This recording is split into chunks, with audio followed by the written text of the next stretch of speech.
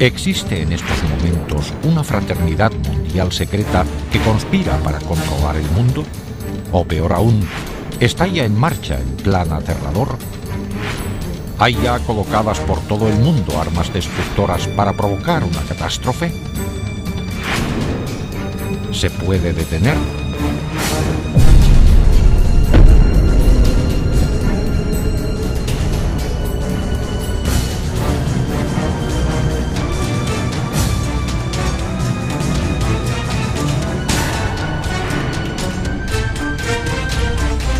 El origen.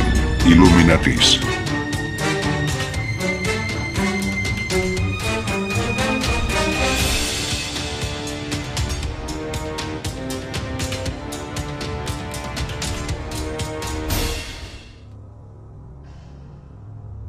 Hola, soy Patrick McNee.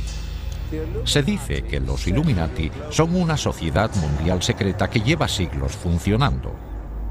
Una fraternidad oculta que cuenta con gente de lo más influyente del mundo. Gente de todas las razas y religiones que ostenta puestos importantes en gobiernos, iglesias, negocios, enseñanza, ciencia, medicina, ejércitos e instituciones financieras y benéficas. Una hermandad secreta cuyo único propósito es hacerse con el control de los recursos y de las finanzas del mundo entero y de sus habitantes. Si existe semejante sociedad, representa la mayor amenaza al mundo libre. De hecho, eso quiere decir que ahora mismo no existe tal mundo libre. Dicen que es absurdo, pero por primera vez hemos obtenido pruebas no solo de la existencia de tal organización mundial, sino de que se ha infiltrado en dos de las agencias secretas más poderosas del mundo. Es más, se han ocultado armas de destrucción masiva en Estados Unidos y otros países para emplearlas en el futuro. ¿Cómo ha podido ocurrir esto? Para dar con la respuesta, primero hay que explorar los enigmas de las sociedades secretas del mundo, cuya historia, ritos y existencia están envueltos en un velo de misterio. Las sociedades secretas han existido desde hace miles de años. Todas tienen una cosa en común: unos conocimientos únicos que juran mantener secretos. Porque, armados de estos conocimientos, limitados a ellos mismos, creen que pueden controlar a otros. Una de las primeras sociedades secretas sigue existiendo hoy día: los masones. Se cree que sus orígenes se remontan al antiguo Egipto, cuando solo un gremio selecto de canteros poseía unos conocimientos matemáticos especiales para construir las pirámides.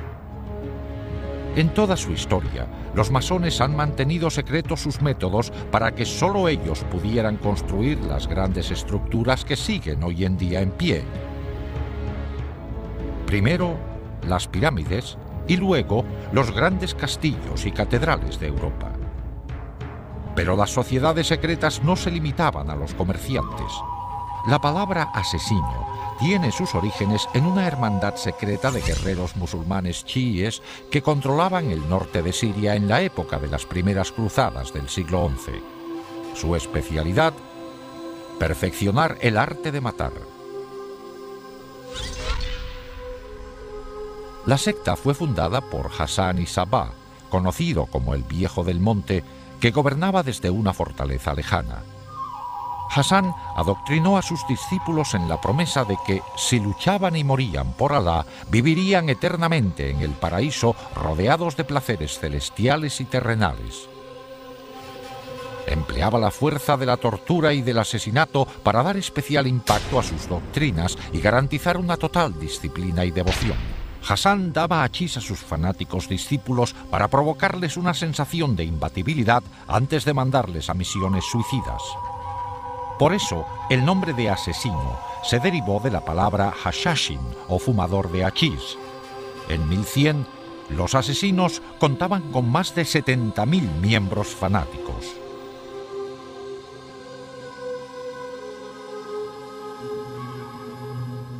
En la misma época histórica se fundó otra hermandad secreta, los Templarios.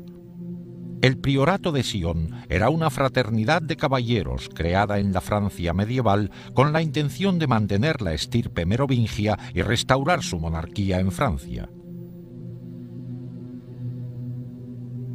Su sede oficial era la Abadía de Notre-Dame du Mont de Sion en Jerusalén.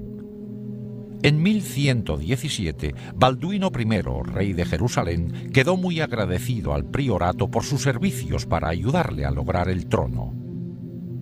A cambio, el rey negoció la fundación de los Caballeros Templarios como extensión militar y administrativa del priorato de Sion.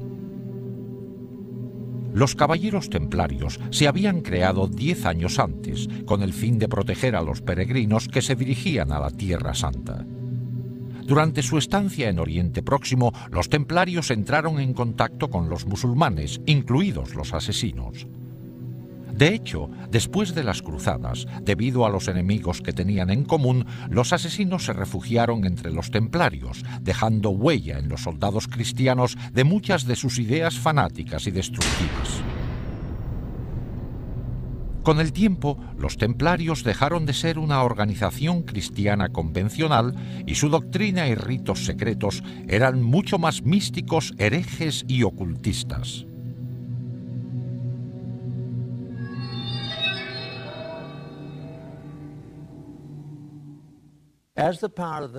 A medida que aumentó el poder de los templarios, la hermandad se convirtió en una iglesia dentro de la iglesia, con sus propios bancos, revocando excomuniones dictadas por obispos y solo obedecían al Papa. Desde el principio, todo lo relacionado con los caballeros templarios contiene al menos un elemento de misterio. Se fundaron justo después de la Primera Cruzada, que volvió a abrir la ruta entre Europa y la Tierra Santa.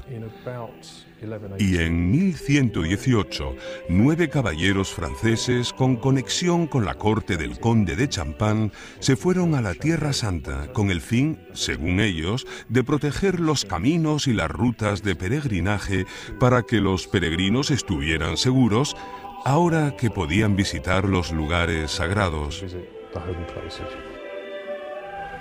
Una vez en la Tierra Santa, no hay testimonios de que hicieran nada los primeros 9 años. Desde el principio, hay algo que no encaja. Además, hay testimonios de que esta misión para proteger la ruta de peregrinaje era solo una tapadera. En el fondo fueron ahí por otra razón. Por algún motivo, los caballeros creían que había escondido algún tesoro. Hay testimonios de que excavaron debajo del monte del templo y los arqueólogos han encontrado artilugios suyos de las excavaciones. Al parecer, los templarios pasaron muy poco tiempo en los caminos. De los 9 años de estancia, la mayoría lo pasaron excavando túneles debajo del monte del templo, el emplazamiento original del templo bíblico de Salomón. ¿Qué iban buscando? El templo de Salomón llevaba mucho tiempo destruido. Pero en épocas de conflicto se sabía que los sacerdotes habían escondido tesoros religiosos en cámaras subterráneas ocultas y los sacaban al pasar el peligro. En la Biblia se dice que el Arca de la Alianza y otros tesoros sobrevivieron así varias invasiones extranjeras. Quizá el Santo Grial hubiese sobrevivido también en el laberinto debajo del templo a la espera de que la humanidad redescubriera su poder. Por cierto, no fue casualidad que los caballeros se instalaran en una mezquita situada en el antiguo emplazamiento. De hecho, fue después de su estancia cuando se hicieron llamar templarios o caballeros templarios. Un monje llamado Bernardo, que luego acabó siendo San Bernardo, intervino en la fundación de los templarios. San Bernardo se ocupaba de descifrar textos en hebreo antiguo. Aunque Bernardo era muy mundano en muchos aspectos, también era muy espiritual de un modo bastante insólito para su época. Le atraía mucho el lado femenino de la religión, los cultos a las vírgenes negras, sobre todo del sur de Francia, que son muy misteriosos, casi paganos.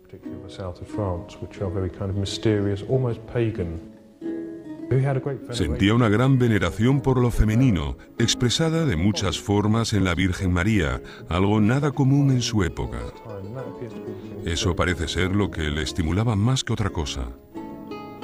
San Bernardo era un hombre muy culto para su época. Sí, estudiaba textos en hebreo, entre otros. Podría ser algo que él encontró en ellos lo que le hizo pensar a esta gente que merecía la pena ir a Jerusalén. Es una teoría, pero una teoría válida. Parece tener mucho sentido. Los que estudian estos antiguos documentos quieren de repente que sus súbditos vayan a estos lugares históricos que se mencionan en ellos. Buscan algo. No sé personalmente qué encontraron, salvo que les parecía importante. No se sabe. Fuera lo que fuera, no se sabe dónde está. Es un misterio, pero abundan todo tipo de teorías que podrían ser correctas. Documentos, Arca de la Alianza, Santo Grial, lo que fuera, pero todas con un secreto.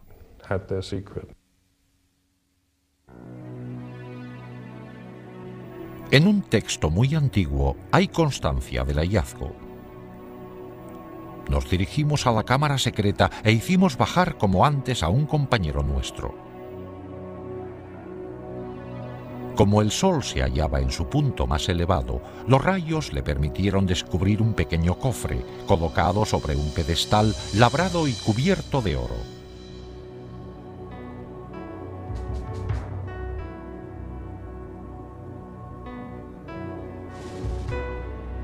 Nos dio la señal para el ascenso y lo sacamos de inmediato. Lo hemos traído para que lo examine el Consejo Supremo. ¿Qué había en este cofre para que los templarios se emocionaran tanto?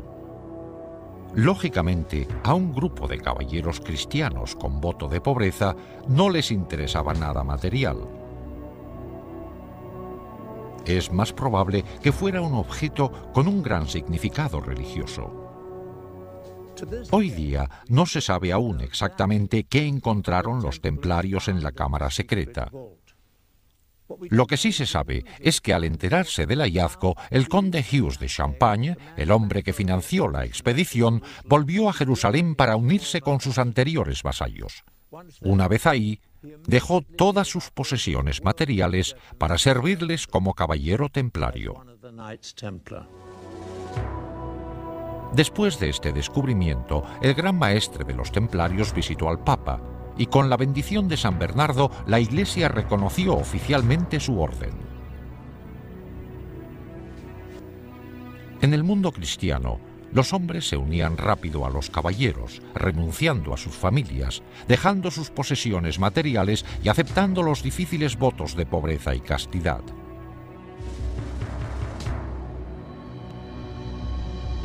El voto de pobreza es el motivo de que se hicieran ricos, porque quien se hiciera miembro de la orden, quien se hiciera templario, tenía que entregar todas sus posesiones.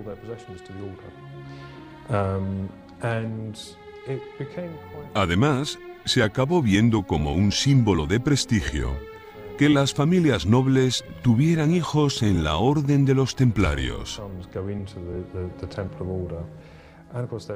Y por supuesto, el dinero o las propiedades que tuvieran iban a las arcas.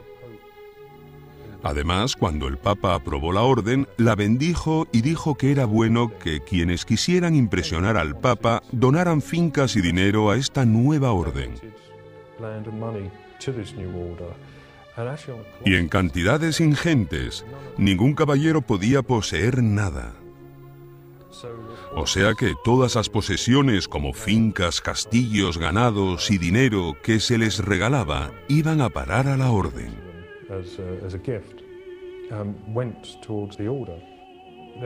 Tenían fama de ser la fuerza militar más temible y competente del bando cristiano.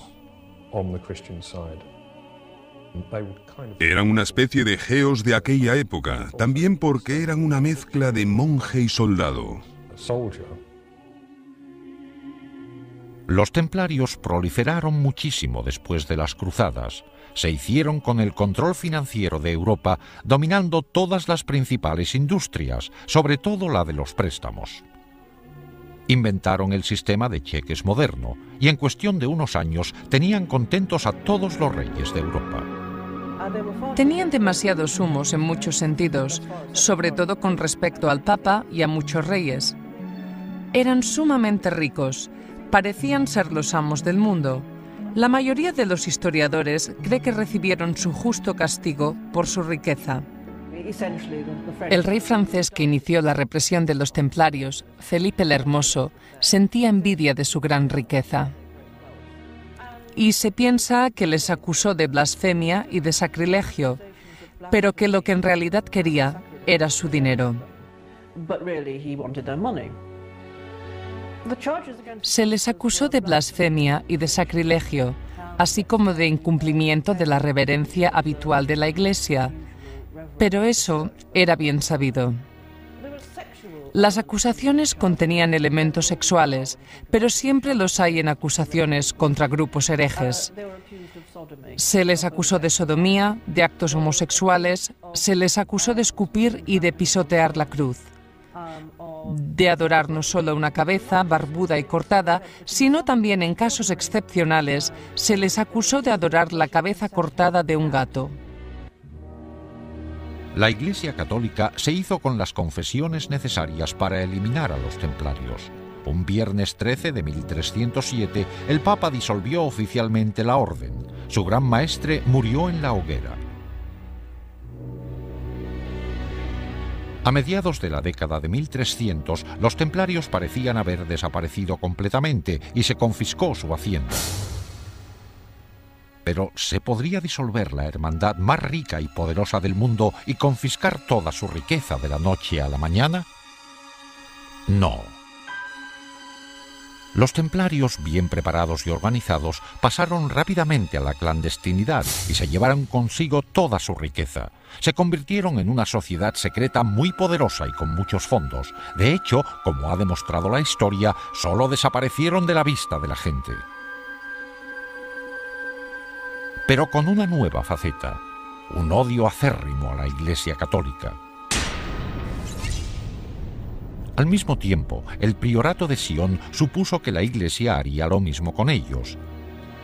También parece que desaparecieron, pero solo de la vista de la gente. Durante más de 400 años, desde el siglo XIV hasta finales del XVIII, los masones, los asesinos, el priorato de Sion y los templarios subsistieron como sociedades secretas relativamente aisladas, con una influencia limitada, hasta que, el 1 de mayo de 1776, en Baviera, la humanidad vio lo que podría ser su peor destino. Adam Weishaupt, catedrático de Derecho Canónico, educado con los jesuitas y que sabía mucho de ocultismo, formó una nueva organización secreta que aglutinaría a todas las demás con un fin inconcebible: hacerse con el control total del mundo y de sus recursos y dominar por completo a sus habitantes. Weishaupt la describió eufemísticamente como un nuevo orden mundial. Esta hermandad diabólica se fundó inspirándose en una síntesis de las ideas centrales de sociedades secretas anteriores. Combinó ingeniosamente los conocimientos y ritos secretos masónicos, el misticismo islámico, artes mortales y uso del hachís de los asesinos, el carácter influyente del priorato de Sion, así como la riqueza, poder, organización militar y venganza contra la Iglesia Católica de los templarios. A todo eso, él añadió sus conocimientos de ocultismo. No fue mero accidente que escogiera el 1 de mayo, una fecha muy importante del calendario satánico, para fundar su asociación. El grupo se llamaba Illuminati. La traducción pública era inspirados intelectualmente. Pero Weishaupt dijo en privado que la palabra provenía de Lucifer y significaba poseedores de la luz. El sello oficial de la hermandad era una pirámide mística sin acabar y un ojo encima con rayos de luz irradiando en todas las direcciones. El ojo representaba la clarividencia y la sabiduría de la hermandad iluminada que domina el mundo. El fundador enumeró a sus seguidores los 5 medios principales secretos que se emplearían para lograr su objetivo de dominar el mundo en su totalidad. 1. Se emplearía el soborno sexual y monetario para controlar a hombres que ostenten cargos importantes en las distintas categorías de todos los gobiernos y otros puestos de responsabilidad. 2. Los Illuminati que fueran profesores de facultad y universidad deberían preparar a los mejores estudiantes para la causa. 3. Se colocaría a personas de influencia y estudiantes especialmente preparados bajo el control de la hermandad detrás de todas las instituciones gubernamentales, religiosas y financieras y se emplearían como agentes. 4. La sociedad secreta dominaría absolutamente los medios de comunicación, de modo que toda la información pudiera manipularse para convencer a las masas de que un gobierno único mundial es la única solución de muchos problemas. 5.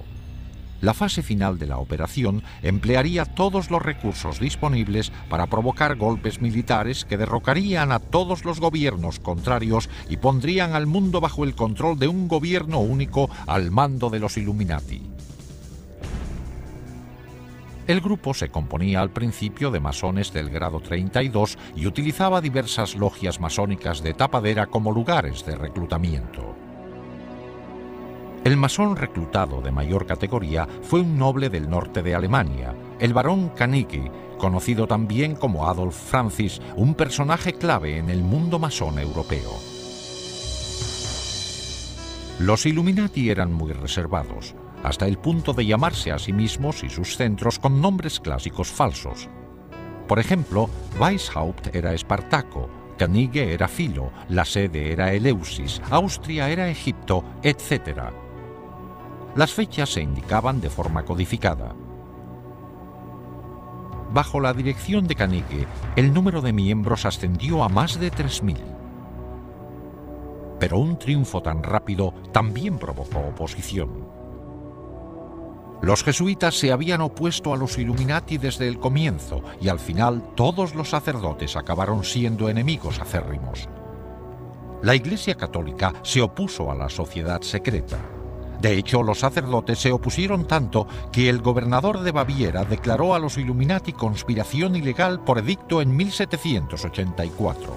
Muchos Illuminati fueron encarcelados y algunos, incluido Weishaupt, fueron exiliados.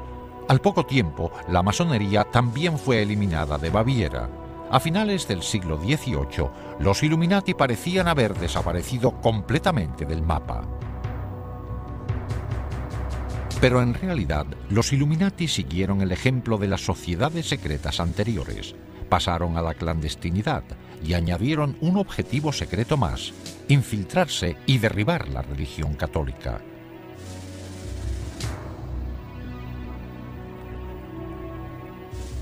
Al observar el mundo hoy día, ¿qué vemos de las sociedades secretas? Existen centros masónicos abiertos en todo el mundo como una organización importante. Los templarios subsisten hoy día como organización masónica de primera categoría en el rito masónico de York. Aún sigue siendo en parte un secreto lo que ocurre dentro de los centros masónicos. Quizás solo los miembros más importantes conozcan los ritos secretos, los objetivos y la venganza contra la Iglesia Católica. Los masones y los templarios han sabido integrarse muy bien en las sociedades más respetadas del mundo. En menor grado, los asesinos han aparecido en público de vez en cuando en la historia.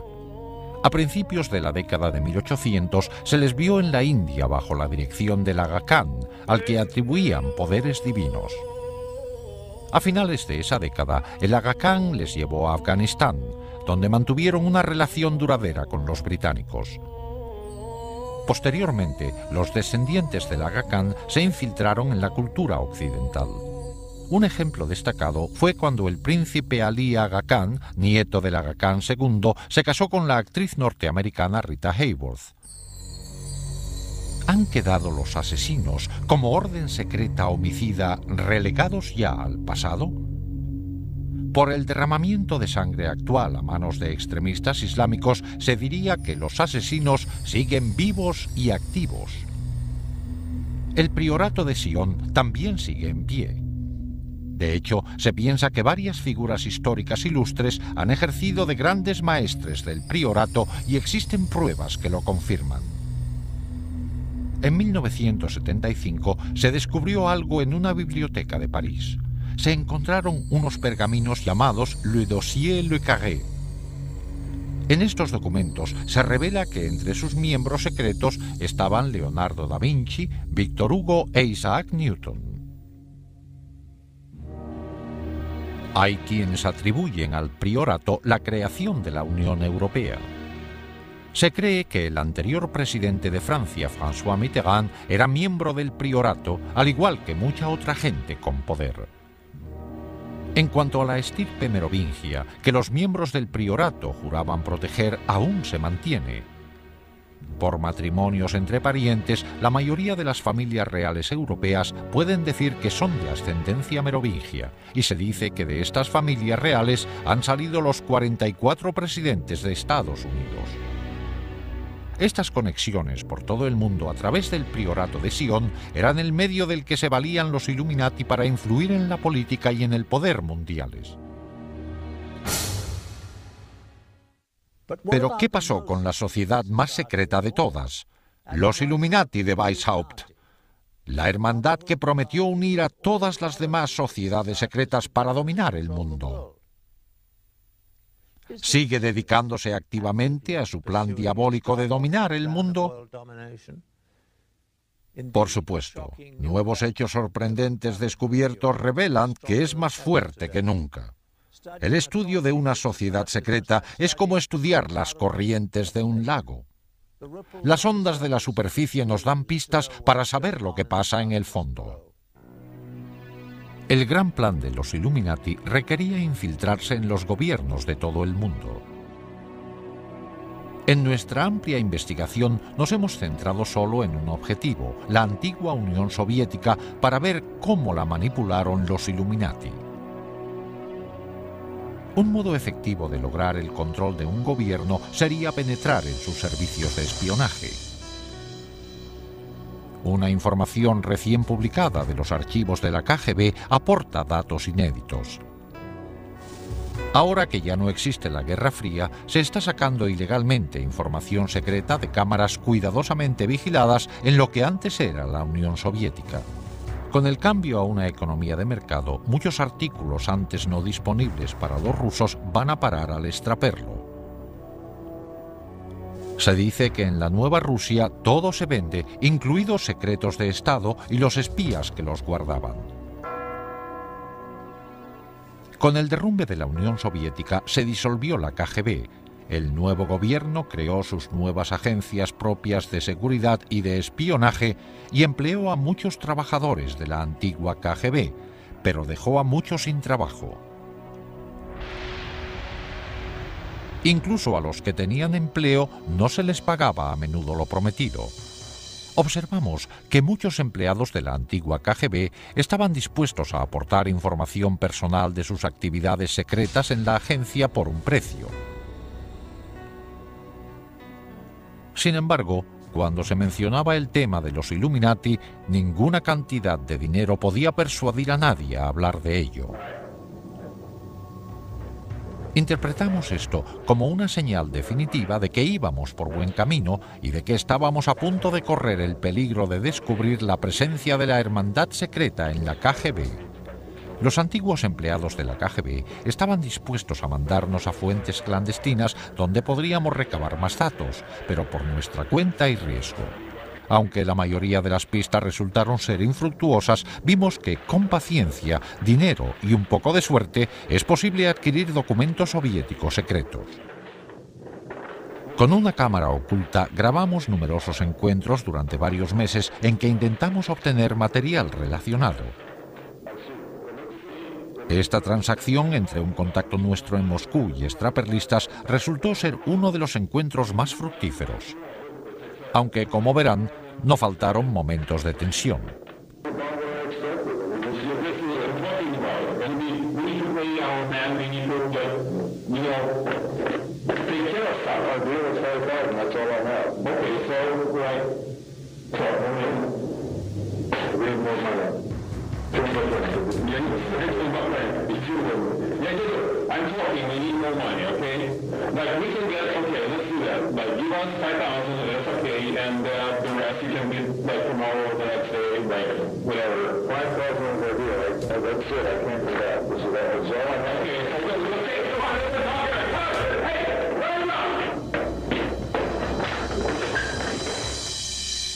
Cuando nos libramos al final de los extraperlistas, en algunos de estos documentos hallamos confirmación de la información más valiosa que nos habían contado los agentes de la antigua KGB.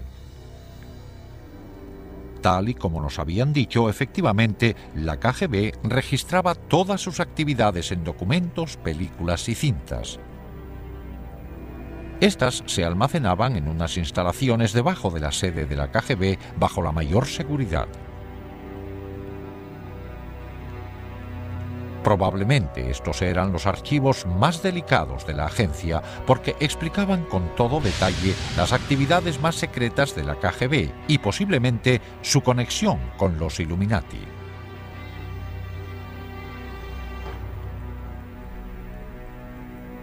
Los documentos que compramos en el mercado negro fueron todo un logro. No solo confirmaban que había más material revelador de la KGB, sino dónde se encontraba. Volvimos otra vez a las fuentes clandestinas, provistos ahora de esta nueva información. Creíamos que, al haber desaparecido la KGB, no existirían la mayoría de las defensas que protegían sus archivos. Alguien debe de tener el conocimiento y acceso para suministrárnoslos a un precio.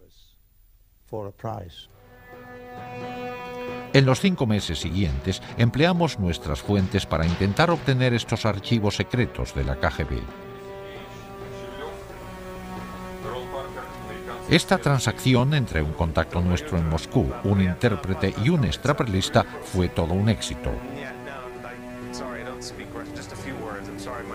Este encuentro tuvo lugar en una fábrica textil del distrito Sokornoky de Moscú. Este es el despacho del propietario ruso de la fábrica y que la emplea tanto para negocios lícitos como ilegales. Después de presentarnos e intercambiar unas palabras, se le pregunta al extraperlista si tiene ahí mismo el material de la KGB.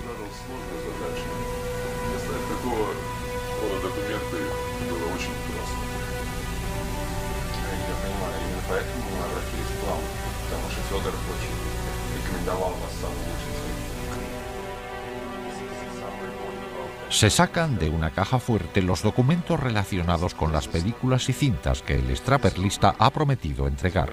Después de inspeccionar los documentos y verificar su autenticidad, la transacción se da por terminada.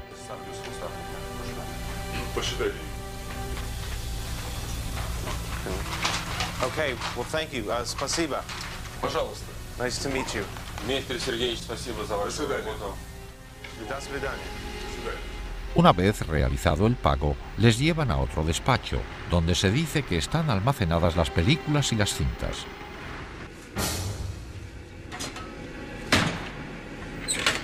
Y por fin, aparecen los documentos, cintas y películas que nos habían dicho.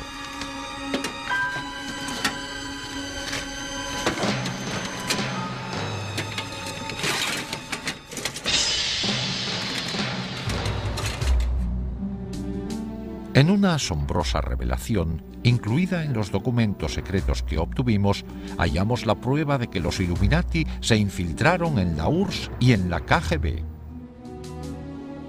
En unos comunicados entre dos agentes superiores de la KGB se menciona al primer iluminado, Adam Weishaupt, por su nombre. A continuación, aluden a una conexión con dos antiguos gobernantes de Rusia, Stalin y Nikita Khrushchev. Nuestra misión para colocar agentes dentro del Vaticano es un objetivo del que el fundador, Weishaupt, hablaba hace 200 años. Tanto Stalin como Khrushchev intentaron lograrlo durante años, aunque sin éxito. Pero creo que esta vez podremos lograrlo por fin. Es más, en el laboratorio nuestros investigadores descubrieron algo alarmante. En una vista ampliada se observa que un punto minúsculo, el punto final de la última frase de la página, es un sello. Es la pirámide incompleta con un ojo en un triángulo encima. La insignia oficial de los Illuminati, una marca empleada por la sociedad secreta desde su creación en 1776. La KGB estaba empeñada en infiltrarse en el Vaticano. ¿Para qué les iba a interesar tanto a los rusos este lugar concretamente? La respuesta es sencilla. A los rusos no les interesaría el Vaticano, pero sí a los Illuminati. No solo fomentaría el odio contra los católicos, sino que además sería importante para lograr el objetivo final de dominar el mundo. El Vaticano puede ser la fuerza más poderosa del planeta para influir en la gente.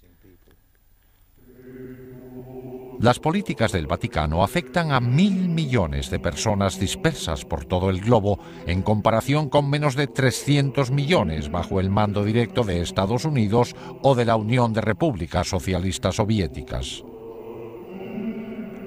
La figura dominante de este vasto imperio de seguidores es un hombre, el Papa, del que piensan que sus palabras y deseos tienen inspiración divina. Ninguna otra persona en el mundo entero tiene tanto poder e influencia.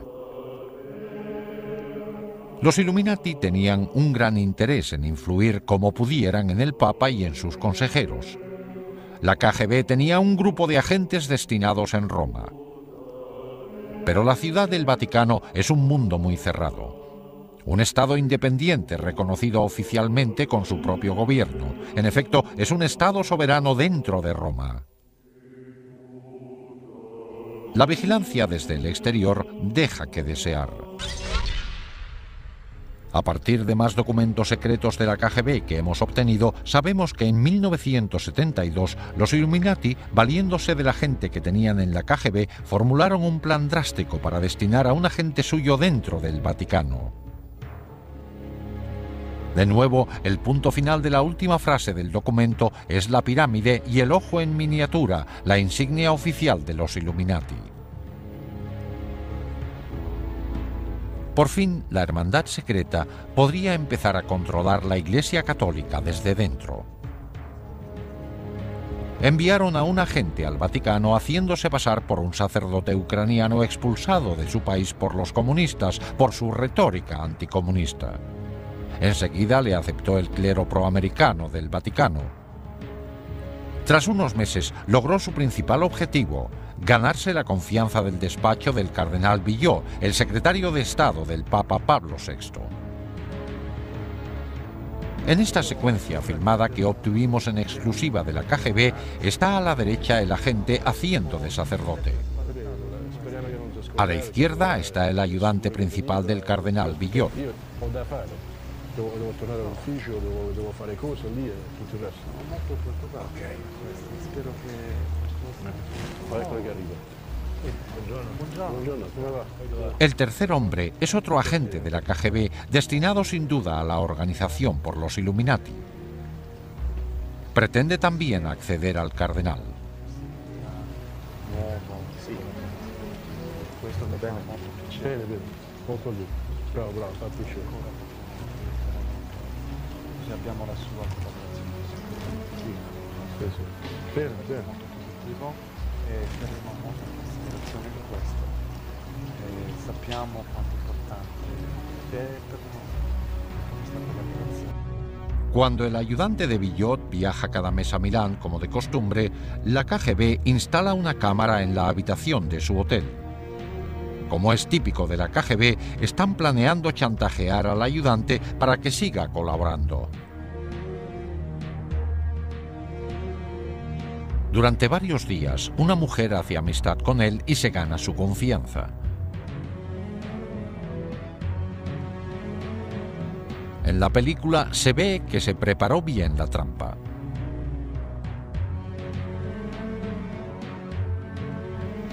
Una noche, la mujer va a la habitación de él para salir a cenar juntos.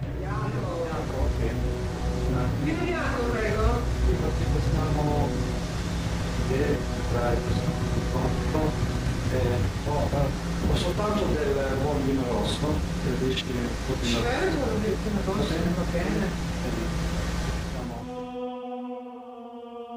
Mientras él se va a servir unas bebidas, ella se quita la blusa.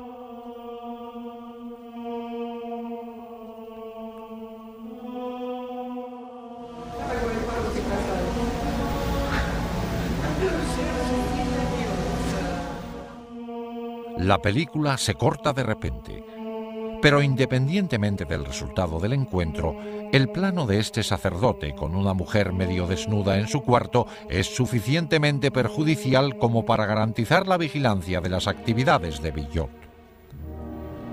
Claro que, al poco tiempo, los agentes de la KGB al mando de los Illuminati empezarán a buscar modos de manipular al mismo Villot. Una vez logrado, estarán muy cerca del núcleo del catolicismo, el Papa Pablo VI. Pero al parecer, los Illuminati no se contentaban solo con ejercer influencia para controlar el Vaticano. A veces recurrían al homicidio. Durante la fundación de los Illuminati, varios oficiales han muerto en el Vaticano en circunstancias muy sospechosas, incluidos 3 papas. En cada caso, el momento de la muerte del oficial se calculó para que tuviera gran trascendencia política, la señal que indica que la hermandad secreta influye en la política mundial para su propio beneficio. En 1939, el Papa Pío XI iba a realizar una declaración condenando a los nazis y a los fascistas, grupos que cometían las barbaries que defendían los Illuminati. Pero antes de hacer la declaración en público, murió de repente. A un ayudante muy cercano, el cardenal Tisserand, le oyeron decir una y otra vez: «Le han asesinado, le han asesinado». Se le embalsamó enseguida, lo que hizo imposible que se le practicara una autopsia. En 1978, posiblemente la hermandad secreta volvió a recurrir al asesinato para manipular al pontificado. El Papa Pablo VI murió de repente. Es cierto que estaba débil, pero el brusco empeoramiento de su condición les pareció demasiado oportuno a muchos observadores. Sin embargo, los Illuminati se llevaron una sorpresa que tal vez no se esperaban: un papa que les haría frente. Juan Pablo I. Poco después de asumir el cargo, el nuevo papa mostró una gran independencia. Juan Pablo parecía sentir un especial desagrado por la corrupción que había visto cundir en las finanzas del Vaticano. Mientras fue cardenal de Venecia, el Banco Católico Veneciano se vendió al Banco Vaticano por una cantidad muy inferior a la normal. Los beneficios acumulados por unos pocos superaron los 70 millones de dólares, pero las pérdidas de los venecianos fueron enormes. El clero veneciano incluso perdió sus fondos de pensiones. En la transacción intervinieron los banqueros Roberto Calvi, su asesor Sindona, y el director del Banco Vaticano, el obispo Marcinkus. Después de que a Juan Pablo se le nombró papa, los 3 seguían encargados de invertir gran parte del dinero de la Iglesia. En su nuevo cargo, el pontífice tenía el poder de investigarlos y sacar los hechos a la luz pública. En total, estuvo a punto de descubrir transacciones ilegales que ascendían casi a 1.000 millones de dólares. Esto asestaría un duro golpe a los Illuminati, que desde luego estaban detrás de las transacciones ilegales. El peligro para el Papa quedó claro un día en un encuentro privado entre Juan Pablo y un arzobispo ortodoxo ruso, Nikodin. Al comenzar el encuentro se le sirvió café. Nikodin tomó el primer sorbo y al poco rato se desplomó en el suelo y murió.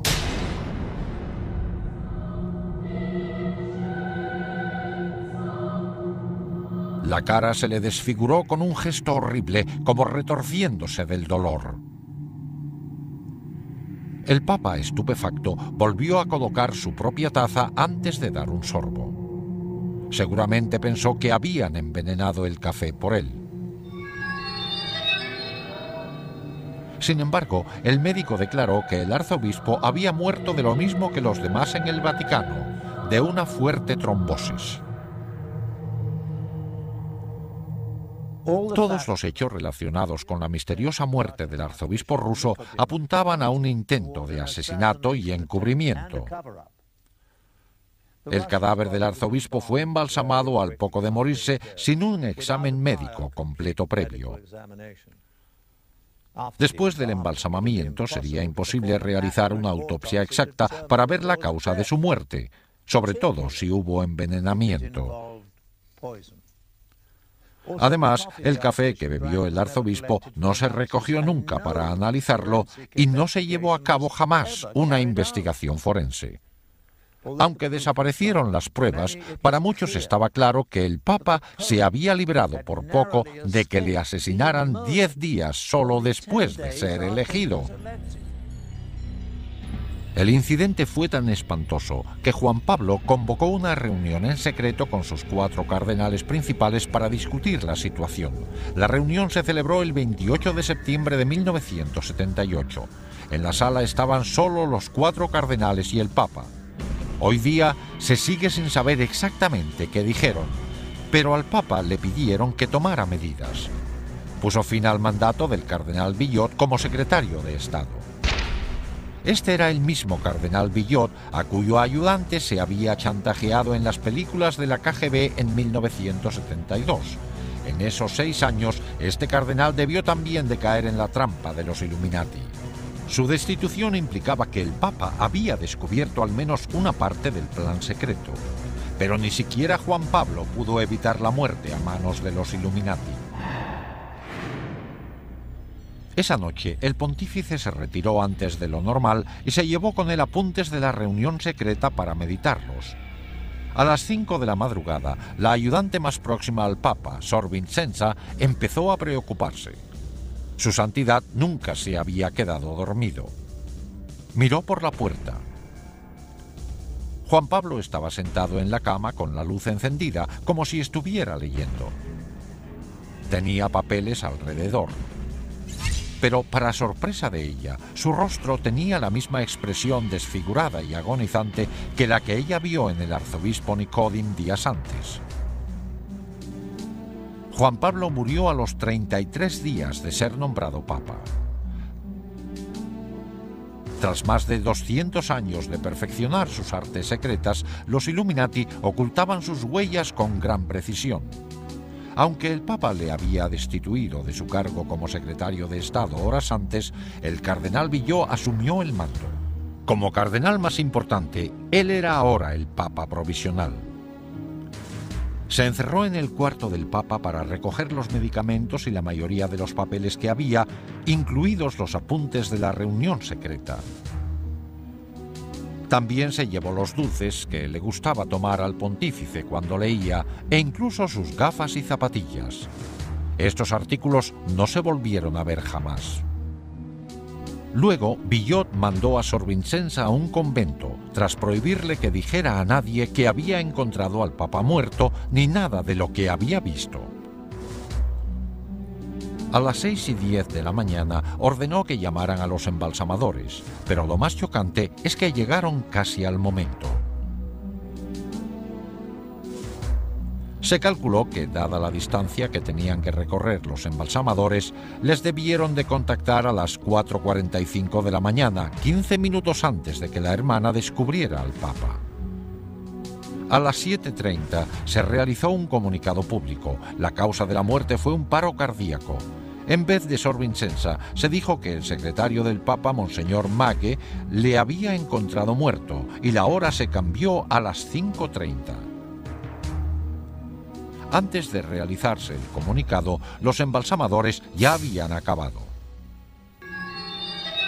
Al igual que con la muerte similar del arzobispo ruso solo 23 días antes, se descartó la posibilidad de una autopsia 100% exacta. Si hubiera sido un asesinato, las posibilidades de demostrarlo estaban ya descartadas.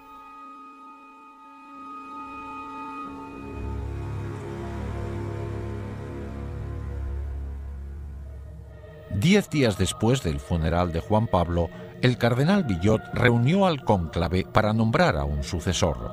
Este organismo electoral oficial se compone de 111 cardenales. Una vez a solas en la Capilla Sixtina, los cardenales invocan el poder del Espíritu Santo para que les guiara en su decisión. Pero en realidad, los principales candidatos a papa no se deciden en el cónclave a puerta cerrada. Estas decisiones se toman en los elegantes restaurantes de Roma, donde los cardenales con más poder se reúnen para comer juntos. Cuando los cardenales se reunieron en la Capilla Sixtina a puerta cerrada la mañana del domingo 15 de octubre de 1978, el cónclave se convirtió en un escenario de manipulación política en todos los sentidos. Desde promesas susurradas al oído entre los cardenales hasta discusiones acaloradas, la tensión aumentaba con cada votación.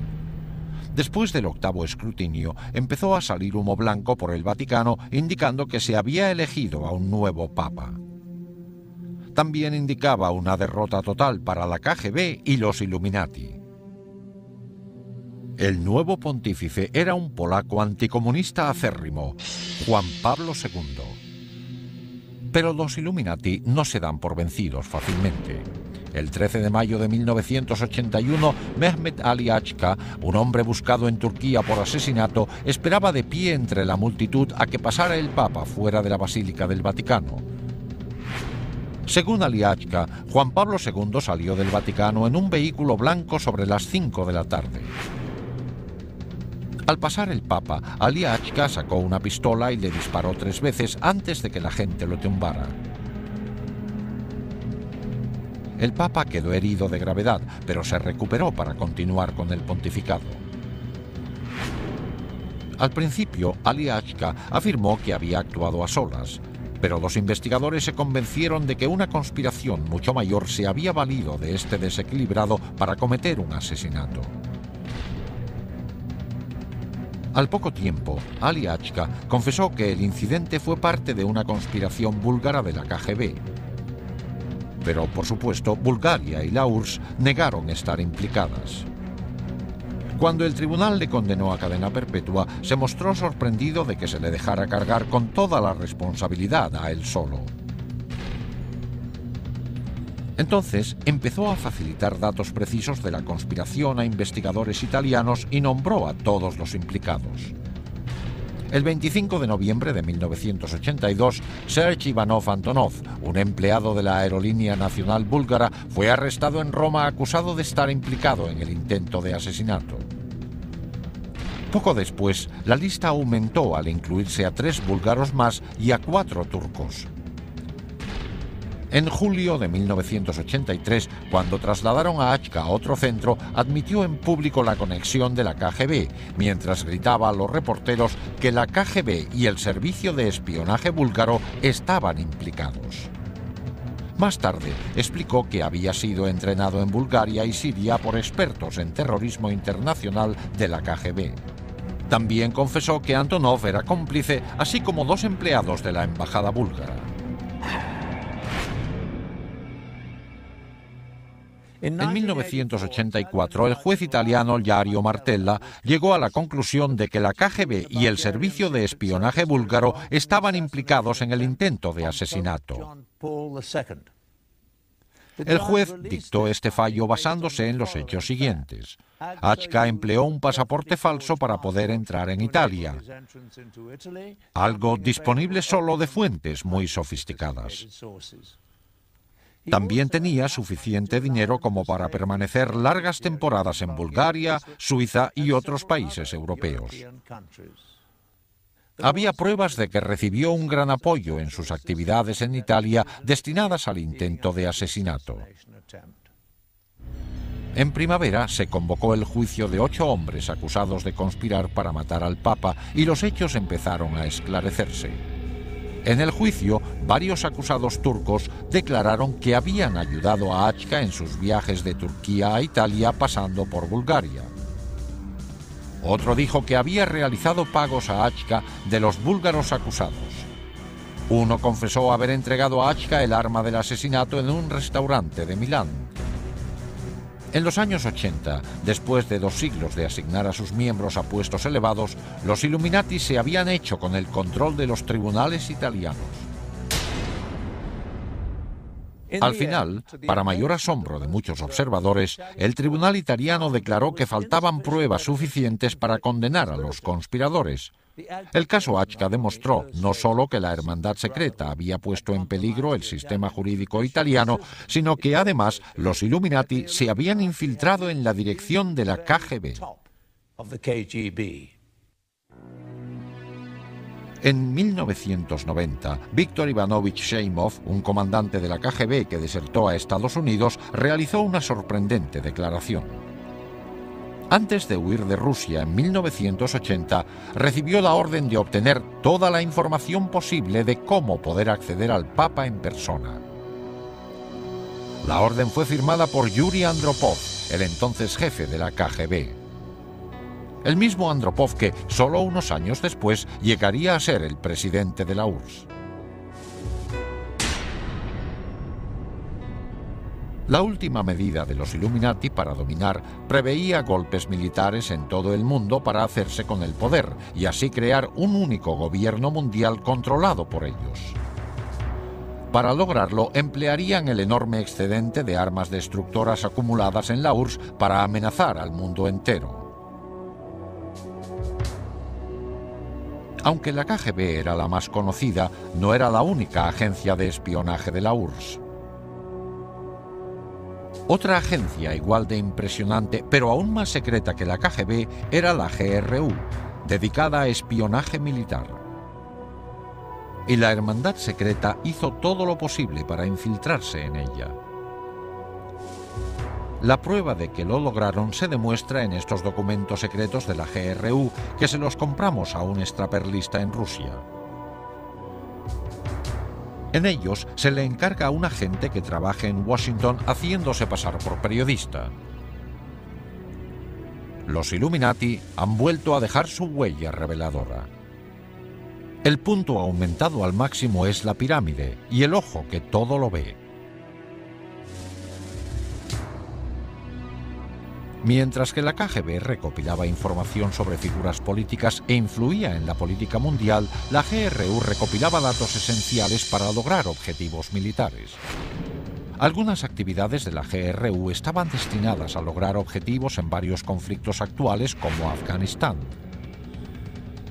Pero la misión principal de la GRU eran los preparativos para futuras guerras con otros países, sobre todo con Estados Unidos. Esta era la agencia prevista para colocar las armas destructoras para la fase final del plan secreto de los Illuminati. Los agentes de la GRU estaban preparados a la perfección para ese fin. En la época de la Guerra Fría, desde el principio hasta el final, prácticamente en todo el servicio militar, nos empleaban para preparar militarmente a la Unión Soviética para una futura guerra con Estados Unidos.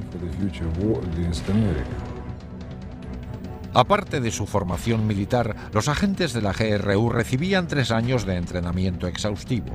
Aprendían a usar todos los instrumentos y técnicas de espionaje y se hacían expertos en explosivos. En cuanto estaban preparados, les destinaban a países extranjeros.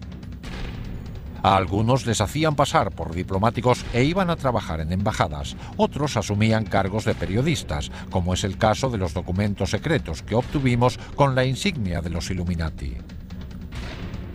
Uno de ellos fue Stanislav Lunev, un antiguo coronel de la GRU que en 1992, después de 20 años en la agencia, fue el oficial militar de mayor categoría de Rusia en desertar.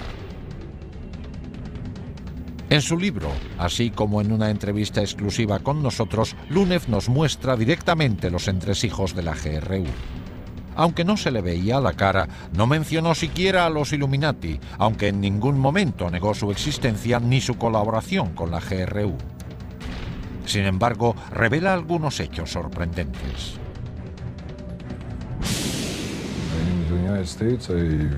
En Estados Unidos, trabajé en el sector operativo de Washington haciéndome pasar por corresponsal de la agencia de noticias TASS. Es una tapadera muy buena, porque los periodistas y los espías, los verdaderos espías, tienen mucho en común. Los dos buscan noticias e información. Una vez asignados en su puesto, los agentes de la GRU tenían varios cometidos. Uno era ayudar a coordinar campañas terroristas para desestabilizar gobiernos hostiles. Oficiales de la GRU han revelado que durante la guerra del Vietnam, la agencia invirtió más de $1.000 millones en fomentar la campaña antibelicista en Estados Unidos. Esta habilidad para manipular los gobiernos era un arte que encaja perfectamente con los planes futuros de los Illuminati para derrocarlos. Otra faceta importante del trabajo de los agentes de la GRU era preparar el terreno para las fuerzas especiales rusas, los Spetsnaz. Estas tropas de élite al mando de la GRU penetrarían en los países para realizar sabotaje militar en caso necesario. Algunas volarían objetivos estratégicos como centrales eléctricas, puentes y centros de comunicaciones. Otras formarían brigadas asesinas para matar a jefes de gobierno y a sus familiares. Estas dotes eran de gran valor para los Illuminati de cara a dominar el mundo.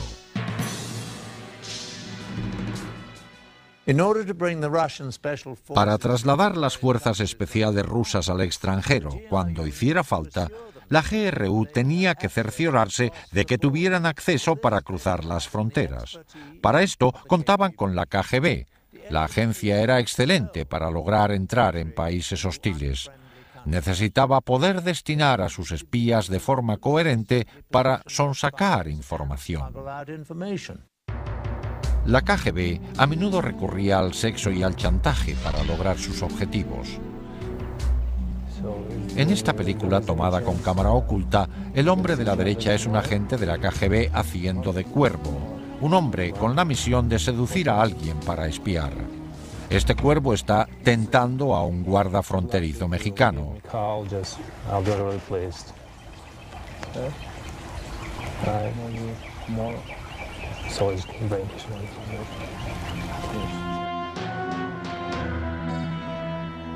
En cuanto el guarda picó, los agentes de la KGB podían cruzar de México a Estados Unidos por este puesto sin problemas. Esta información se pasaba a la GRU para que también pudiera hacer uso del acceso e introducir a agentes y a los Spetsnaz cuando se les llamara. So, will you call me? I call you. You will? Anyway, I'll contact you, you know what I mean? I'll call you. I'll find you, then I'll call you. Are you okay? I'm okay.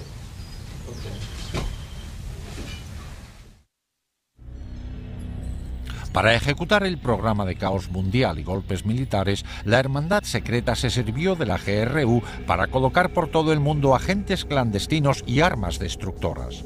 Estas armas permanecerían ocultas en lugares estratégicos hasta que hicieran falta.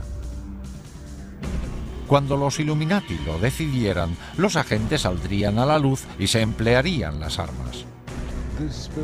Los comandantes de estas fuerzas de operaciones especiales son militares profesionales muy bien preparados y vendrán cuando se produzca un gran conflicto. Y necesitan sistemas armamentísticos muy especiales para destruir objetivos muy protegidos. O sea que dispondrán de armas nucleares, químicas, biológicas y de otros tipos. Las armas más temibles que se introdujeron ilegalmente fueron los dispositivos nucleares pequeños que se conocen como bombas nucleares de maleta. Estas armas pueden transportarse fácilmente, pero tienen una potencia destructora enorme. Una vez introducidas en Estados Unidos y otros países enemigos, se escondieron en lugares seguros y podrían recuperarse en tiempo de guerra. Se calcula que un alarmante número de estos dispositivos nucleares se colocó en Estados Unidos y en otros países. Con toda probabilidad, estos dispositivos permanecen ocultos en lugares secretos listos para emplearse hoy. Gracias a los archivos de la KGB abiertos recientemente, hemos visto asombrados cómo los Illuminati han estado manipulando hasta ahora las instituciones mundiales como el Vaticano. Y hemos visto que se han colocado por todo el mundo armas destructoras. Nos hemos centrado solo en la conexión de Rusia con los Illuminati. Desde que Adam Weishaupt fundó la Sociedad Secreta en 1776, sus tentáculos se han extendido a muchas otras naciones del mundo. Incluso en Estados Unidos existen señales reveladoras. La más obvia se halla en el reverso del billete de $1. Se ven claramente la pirámide y el ojo, la insignia de los Illuminati, que se incluyó ahí en 1933 por orden del presidente Franklin D. Roosevelt. Debajo se lee en latín Novus Ordo Seclorum, que se traduce como Nuevo Orden Mundial.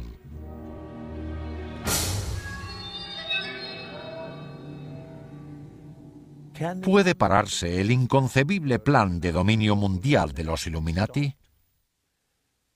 Lo único que temen las sociedades secretas es que las descubran.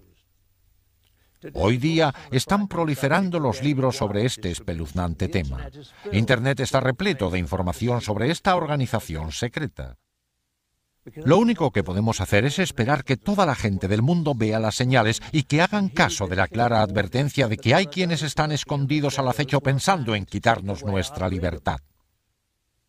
Con ustedes, Patrick Macnee, gracias por su atención.